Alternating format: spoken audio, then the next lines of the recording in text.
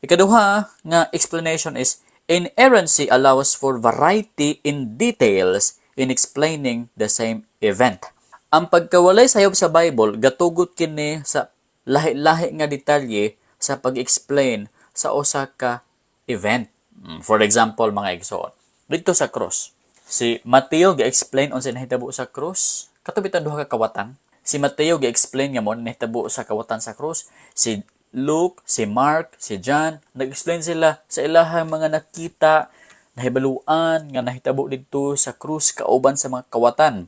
Pero kabalo mo, dili pari-pariha ilah nga pagsuwat. Naay similarities pero napoy mga difference. Tanawar gud ninyo ha. Kung basahon nimo sa Matthew 27:38 o 44, ang duha ka kawatan nagbugal-bugal kang Kristo.